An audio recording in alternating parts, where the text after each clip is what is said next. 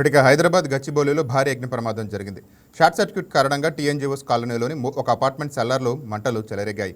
ఘటనలో పలువురికి గాయాలయ్యాయి. సకాలంలో ఫైర్ సిబ్బంది స్పందించి ప్రాణనష్టం జరగకుండా కాపాడారు. దట్టంగా పొగ కమ్ముకోవడంతో ఊపిరాడక బిల్డింగ్ నివాసంలో ఉండేవారు ఇబ్బంది పడ్డారు. భవనం సెల్లార్లోని 15 బైకులు కాలిపోయాయి. మంటలను ఫైర్ సిబ్బంది అదుపు చేయడంతో భారీ ప్రాణ నష్టం తప్పింది.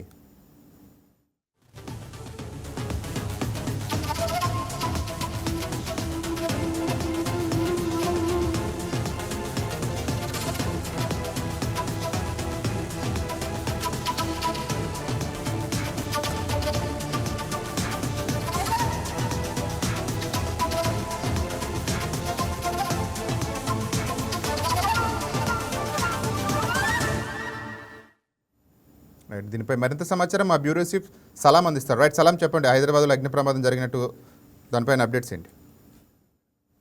మార్నింగ్ రాజేంద్ర. హైదరాబాద్ గచ్చిబౌలిలోని టీఎన్జీఓ కాలనీలో గల ఒక అపార్ట్మెంట్ లో ఈరోజు భారీ అగ్ని ప్రమాదం సంభవించింది.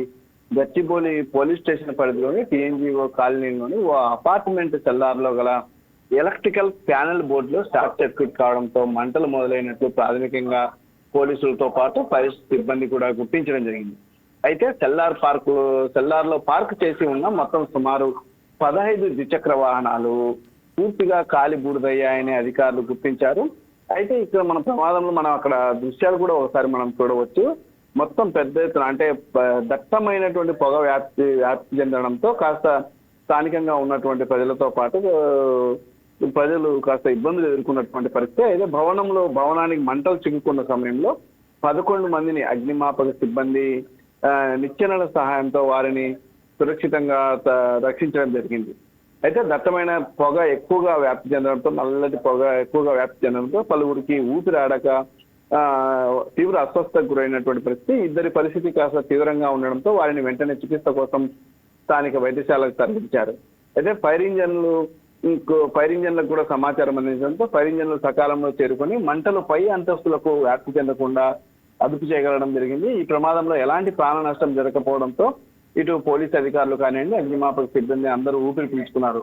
కానీ సుమారు 9 గంటల ప్రాంతంలో ఈ ప్రమాదం జరిగినట్లు ఇప్పటికే అధికారులు గుర్తించడం జరిగింది. షార్ట్ సర్క్యూట్ వల్లనే, అంటే ఏదైతే సెల్లార్లో ఉన్నటువంటి ఎలక్ట్రికల్ మీటర్ల వద్ద ఉన్నటువంటి మీటర్ల వద్ద షార్ట్ సర్క్యూట్ కారణంగానే మంటలు మొదలయ్యాయని ప్రాథమికంగా నిర్ధారించడం జరిగింది.